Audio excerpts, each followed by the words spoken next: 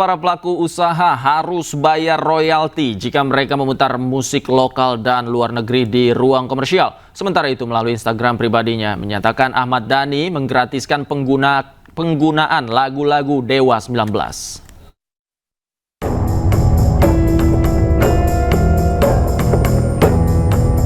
Pelaku usaha tengah menghadapi polemik penggunaan musik di ruang komersial di mana mereka diwajibkan membayar royalti kepada pencipta dan pemilik hak terkait. Mengenai hal itu, Ahmad Dhani melalui Instagram pribadinya menyatakan menggratiskan penggunaan lagu-lagu Dewa 19 bagi para pemilik kafe dan restoran. Ia bahkan membuka jalur komunikasi langsung melalui pesan pribadi di media sosialnya. Sebelumnya, gitaris grup band Padi Reborn Piu juga sudah buka suara. Piu meminta agar pihak kafe tidak perlu takut memutar musik lantaran pembahasan itu sudah diatur dalam Undang-Undang Nomor 28 Tahun 2014 tentang hak cipta. Sementara itu, Menteri Sekretaris Negara Prasetyo Hadi mengungkapkan pihak Istana Kepresidenan tengah mencari solusi terbaik terkait polemik ini. Ya kita sedang mencari jalan keluar ya sebaik-baiknya lah, karena kan juga itu di satu sisi memang ada hak yang diperjuangkan oleh saudara-saudara kita pencipta lagu, tetapi juga ada sebagian juga yang merasa bahwa kalau itu domain publik, kemudian juga kalaupun dalam tanda kutip dianggap dikomersialisasikan itu, tetapi bentuknya seperti hanya diputar di kafe atau di rumah makan, ada juga yang berpendapat bahwa kalau seperti itu bentuknya ya tidak masalah kan gitu. Sebelumnya, Menteri Hukum RI Supratman Andi Aktas berkata, pelaku usaha yang memutar musik lokal dan luar negeri di ruang komersial wajib membayar royalti. Ruang komersial yang dimaksud diantaranya restoran, kafe, toko, pusat kebugaran, dan hotel. Tim Liputan iNews melaporkan. Dan pemirsa, untuk membahas lebih dalam menanggapi isu terkait polemik pelaku usaha yang harus bayar royalti jika diputar musik di ruang komersil, kami telah terhubung dengan Joni William Maukar, Komisioner Bidang Lisensi Lembaga Manajemen Kolektif Nasional dan pelaku usaha kafe. Mas Alkris, selamat malam Pak Joni. Mas Kris. Selamat malam. Baik. Selamat malam. Selamat malam. Saya ke Mas Kris terlebih dahulu. Sebagai pelaku usaha, bagaimana tanggapan Anda tentang kebijakan ini dan dampak yang Anda rasakan secara langsung? Iya, tentunya Mas, jujur panik. Kita sebenarnya panik waktu baca berita gitu, terus kita lihat di sosial media, dan bahkan kita juga banyak komunikasi sama teman-teman sesama pelaku usaha. Dari sisi kami paham, kami juga tahu kok masalah ada hak untuk pencipta, cuman memang dari sisi kami juga itu jujur sedikit memberatkan, dan juga kami khawatir masalah regulasinya seperti apa dan cara mengurusnya seperti apa. Sebenarnya itu yang mungkin membuat, karena ketidaktahuan kita masalah informasi yang detail tentang bagaimana sih sebenarnya regulasinya, itu membuat kita dan teman-teman tuh mungkin jadi takut dan panik sebenarnya gitu. Apalagi informasi-informasi di sosial media itu yang sifatnya sepotong-sepotong itu bentuknya clickbait itu menakut-nakuti ya. Seperti misalnya kata-kata bahwa oh iya, dengan memutar musik burung juga harus bayar royalti gitu, dengan tanpa ada informasi lanjutan gitu. Jadi itu yang membuat kita oh ini jadi kemana-mana ya, kita jadi bingung gitu sebenarnya.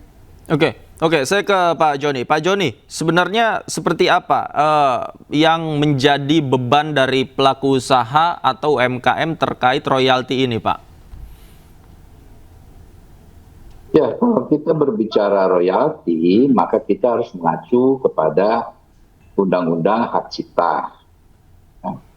Undang-Undang Nomor 28 Tahun 2014 itu sudah secara tegas menyatakan di pasal 9 bahwa untuk penggunaan lagu itu harus mendapatkan izin dari pencipta.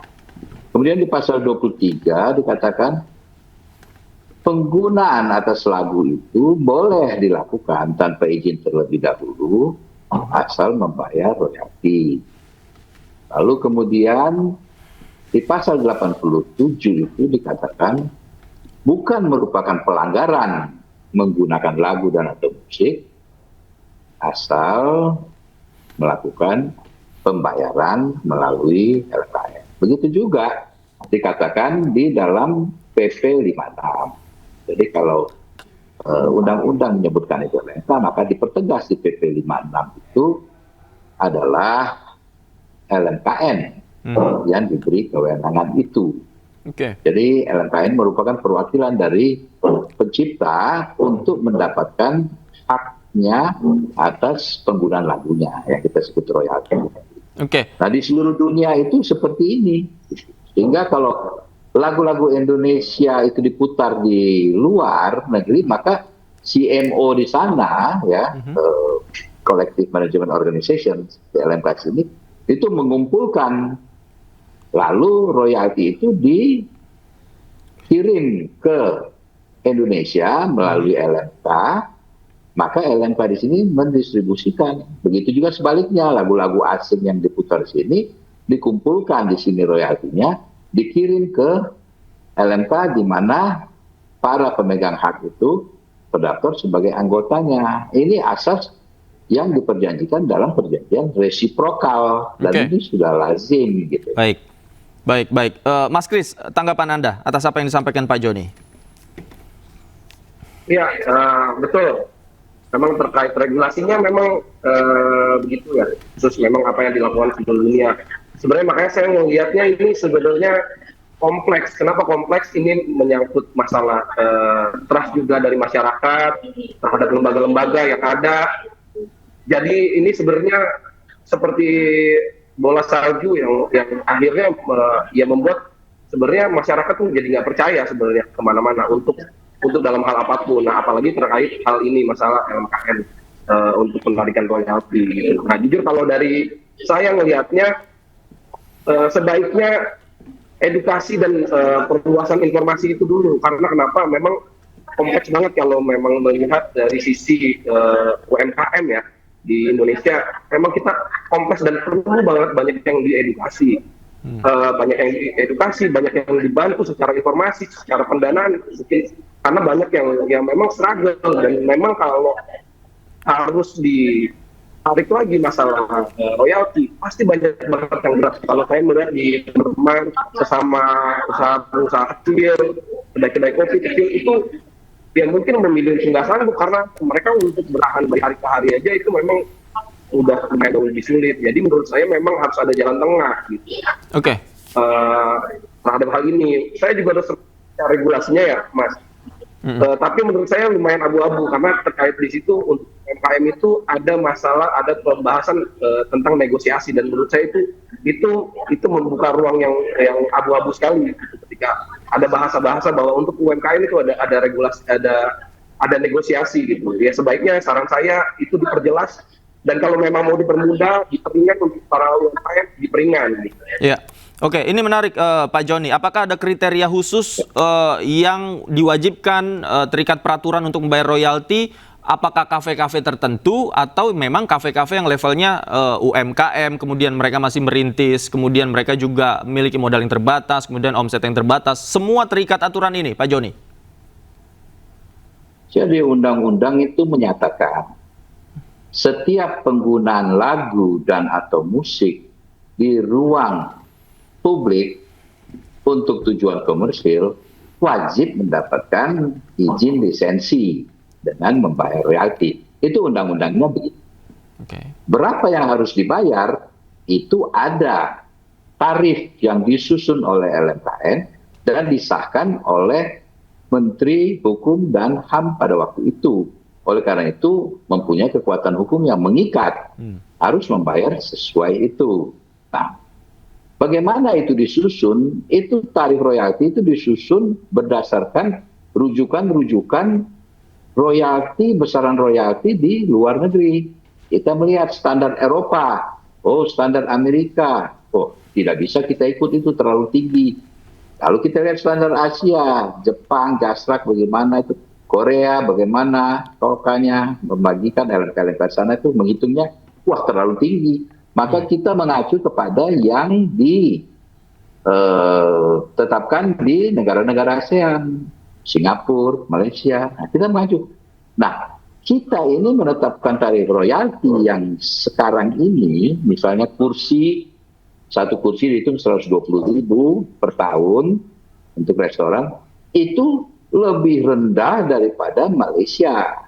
Jadi, dan ini sudah dari tahun 2016 itu kita susun itu dan kita tetapkan itu. Jadi sudah bertahun-tahun sampai sekarang belum juga direvisi, belum ada kenaikan-kenaikan. Jadi tetap seperti itu. Baik. Nah, jadi untuk yang usaha kecil menengah, undang-undang itu sendiri memberikan, jadi di dalam Undang-Undang nomor 28 itu ada disebutkan ya bagi usaha kecil menengah itu ada pemberian reduksi. Nah, jadi itu bukan dibuat, tetapi ada. Nah, berapa reduksi itu tentu itu menjadi kebijakan LMKN untuk melihat berapa kecil usaha itu. Baik. Mas Kris, apa yang menjadi harapan Anda jika Anda tadi mengatakan bahwa ini masih ada sosialisasi yang ambigu dan belum diketahui oleh banyak pelaku usaha seperti Anda? Ya, jadi kalau saya melihatnya ini kita di kalangan teman-teman itu minim sekali sosialisasi masalah terkait tadi masalah hak cipta tadi. Memang terkait royalti tadi, menurut saya ini langkah-langkahnya sebenarnya harusnya dari pihak LMKN sendiri harusnya menarik waktu yang sangat panjang. Yang artinya adalah ya saat ini mungkin masanya untuk sosialisasi gitu. Jadi memang masyarakat ini, teman-teman di pengusaha UMKM ini perlu diedukasi untuk hal itu. Nah, saat ini saya mendengar kalau di kalangan teman-teman akhirnya banyak memilih untuk menyingkir dengan apa? Cari solusi-solusi lain seperti apa tadi, misalnya bukan suara musik alam, suara burung. Karena apa? Ya karena mereka sendiri berpikir bahwa ya kita ini udah sulit gitu loh dengan dagang begini aja kita udah sulit. Jadi akhirnya berpikir ke jalan-jalan yang seperti mencari musik-musik royalti atau bahkan banyak berpikir juga untuk menciptakan musik-musik sendiri karena di sekarang lebih mudah gitu. Ya, baik. Kita harapkan ada jalan tengah seperti yang diharapkan oleh Mas Kris terkait masalah ini. Mungkin nanti Pak Joni juga bisa mengundang Mas Kris dan teman-teman untuk berdiskusi. Terima kasih Bapak-bapak sudah bergabung bersama kami di iNewsroom. Selamat malam, sehat selalu. Terima kasih, selamat malam.